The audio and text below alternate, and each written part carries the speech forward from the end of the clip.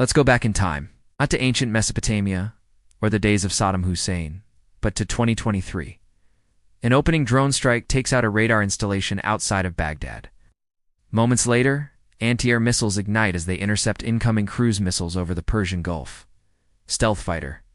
Jets fly overhead as American warships stand by in the Gulf. Back in Washington, D.C., the Joint Chiefs of Staff meet in a secure facility. The president watches on a giant screen as advisors brief him on the first day of the latest American war. It's me. And in this video, we're going to answer the question, what if America and Iraq went to war today? There are two popular answers to that question. The first is to compare it to the 2003 American invasion, or perhaps the Iran-Iraq War of the 1980s. But those wars were products of their time. We wanted to explore what a new war between these two nations would actually look like. To do that, we needed to understand how both countries have changed since then. We won't examine every branch of government and military in this scenario, only what we believe would be most important in an actual conflict. If you want to learn more about the full scope of each country's military, check out our country profile series in the description below. Let's talk about geography. Iraq sits at the center of the Middle East. To its west is Syria and Jordan. To the east, Iran, and to the south, the Gulf states. Pipelines and trade routes make it vital for the global economy. For America, Iraq is more than a country.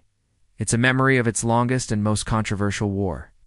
For Iraq, America is a former occupier that still holds influence. Any war today would begin under the shadow of that history. Now the spark. The crisis begins suddenly. A rocket hits a U.S. base in northern Iraq.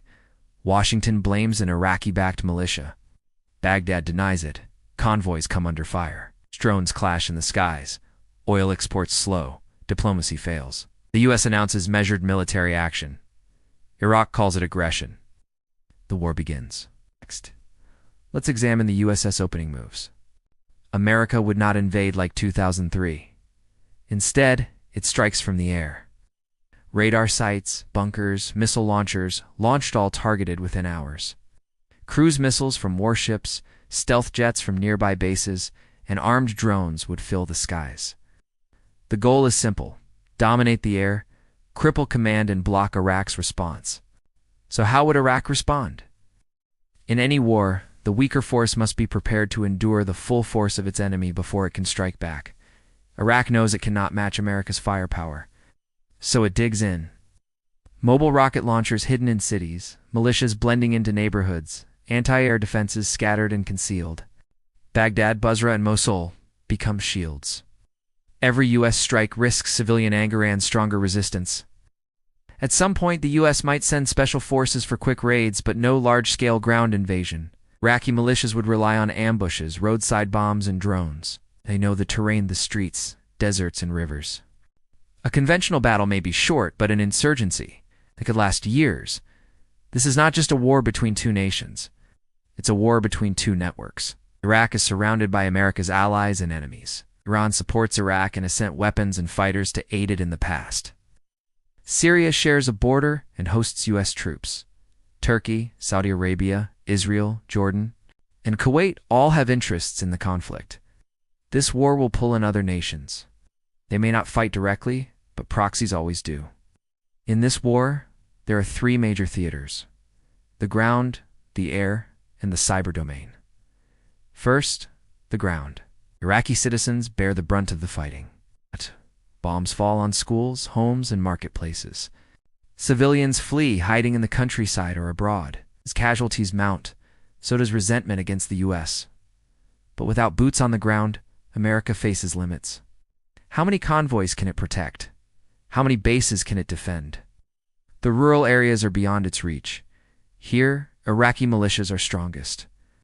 Back in Baghdad and Basra, urban warfare rages. Here, Iraq's defense is weakest. Then there's the air. Air dominance decides the pace. U.S. fighters, bombers, and drones against Iraq's missiles and hidden defenses. Iraq fires ballistic and cruise missiles at U.S. bases. Patriot and Dod interceptors shoot back. Some missiles are destroyed. Some get through. Airfields and depots take hits. Neither side gains total control.